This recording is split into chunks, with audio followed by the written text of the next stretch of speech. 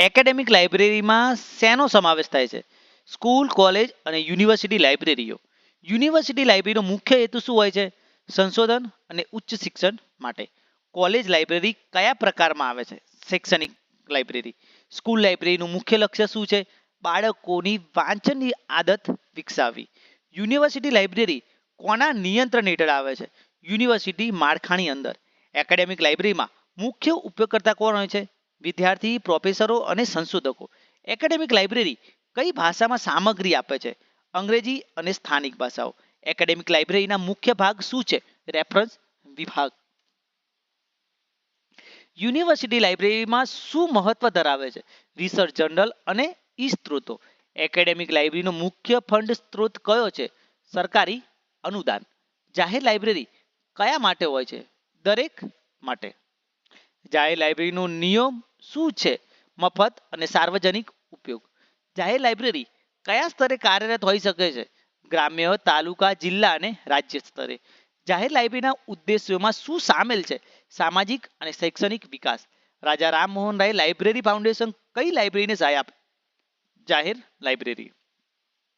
જાહેર લાઇબ્રેરી કઈ રીતે સ્થપાય છે? સરકારી કાયદા દ્વારા. ઇન્ડિયામાં લાઇબ્રેરી લેજિસ્લેશન સૌ પ્રથમ કયા રાજ્યમાં આવ્યું હતું? તમિલનાડુમાં.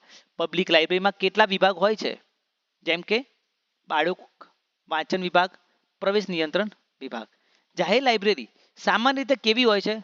મફત પ્રવેશની. ડિજિટલ પબ્લિક લાઇબ્રેરીનો ઉદ્દેશ્ય શું છે? ઓનલાઈન દ્વારા લાઇબ્રેરીની સેવાઓ પહોંચાડવી. સ્પેશિયલ લાઇબ્રેરી કોને કહેવાય?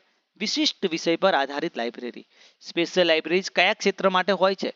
મ્યુઝિક, મેડિસિન તથા લો. સ્પેશિયલ લાઇબ્રેરીનો મુખ્ય ઉપયોગકર્તા કોણ છે? નિષ્ણાતો અને વ્યવસાયિકો. નેશનલ લાઇબ્રેરી ઓફ ઇન્ડિયા ક્યાં આવેલી છે? કલકત્તામાં. નેશનલ લાઇબ્રેરીનું મુખ્ય કાર્ય શું છે? Documentation and preservation of national publication. National library of India કોણ સંચાલિત કરે છે? Ministry of culture. Special library માટેનું ઉદાહરણ શું છે?